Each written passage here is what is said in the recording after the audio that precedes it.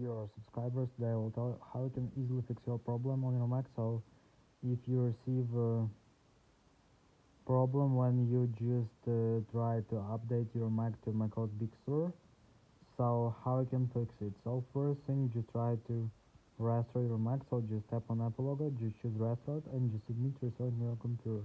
And if it doesn't help you, just check your internet connection. Just tap on Wi-Fi, just try to turn it off and turn on again.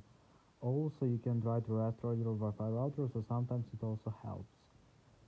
And if it doesn't help you, you can also just try to update your system. So just go to System Preferences, go to Software Update, and just wait until it will check for updates.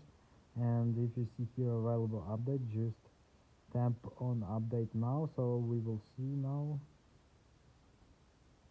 So let's wait some time.